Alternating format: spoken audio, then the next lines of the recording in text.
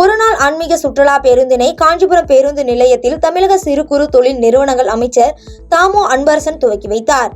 தமிழ்நாடு அரசு போக்குவரத்து கழக காஞ்சிபுரம் மண்டலம் சார்பில் ஒருநாள் ஆன்மீக சுற்றுலா திட்டம் அறிமுகப்படுத்தப்பட்டது. இதில் வரதராஜ பெருமாள் ஆலயம், காஞ்சி காமாட்சி அம்மன் ஆலயம், ஏகாம்பரநாதர் ஆலயம் என 8 திருத்தலங்களை ஒருங்கிணைந்து இந்த ஆன்மீக சுற்றுலா பயணம் திட்டமிடப்பட்டுள்ளது. இந்த ஆன்மீக சுற்றுலா பயணத்தை இன்று காஞ்சிபுரம் பேருந்து நிலையத்தில் தமிழக சிறு குறு தொழில் நிறுவனங்கள் அமைச்சர் தாமோ அன்பரசன் துவக்கி வைத்தார். பின்னர் பேருந்தை துவக்கி வைத்து பேசிய அமைச்சர், ஆன்மீக பக்தர்கள் அனைவரும் அனைத்து திருக்கோயில்களை தரிசிக்கும் வகையில் தமிழக அரசு இந்த திட்டத்தை செயல்படுத்தி வருவதாகவும், இதில் பயன்பெறும் நபர்களின் எண்ணிக்கை பொறுத்து கூடுதல் பேருந்துகள் இயக்க வாய்ப்புள்ளது எனவும் தெரிவித்தார்.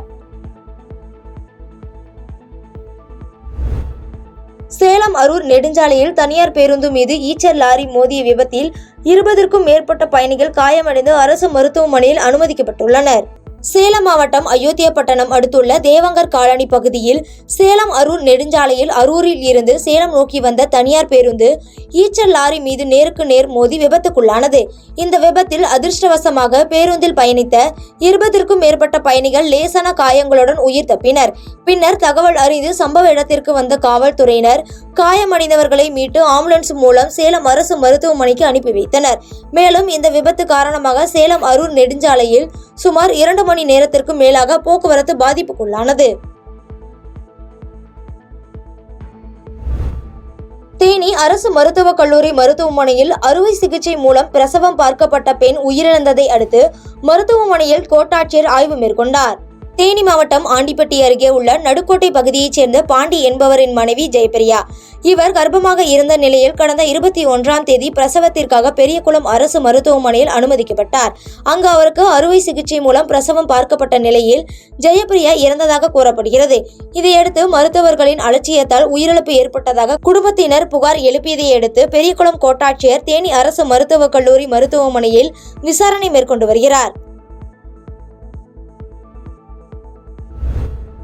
குரோம்பேட்டை அரசு மாநகர போக்குவரத்து பயிற்சி நிலையத்தில் 15வது ஊதிய முதற்கட்ட ஒப்பந்த பேச்சுவார்த்தையில் 20க்கும் மேற்பட்ட கோரிக்கைகள் நிறைவேற்றப்பட்டது. சென்னை குரோம்பேட்டை உள்ள அரசு மாநகர போக்குவரத்து பயிற்சி நிலையத்தில் தமிழ்நாடு அரசு போக்குவரத்து கழக பணியாளர்களுக்கான 15வது ஊதிய ஒப்பந்த பேச்சுவார்த்தையானது நடைபெற்றது.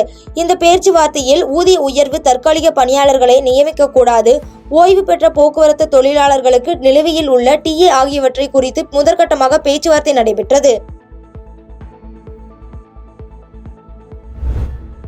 கள்ளக்குறிச்சி அருகே வீட்டில் தூங்கிக் கொண்டிருந்த பெண்ணை கொடூரமாக தாக்கி நகை பறிப்பில் ஈடுபட்ட மர்ம நபர்களை போலீசார் தீவிரமாக தேடி வருகின்றனர். கள்ளக்குறிச்சி மாவட்டம் கச்சிராபாளையம் அருகே தொங்கியநத்தம் கிராமத்தில் வசித்து வரும் தம்பதியினர் முனுசாமி, பிரியங்கா.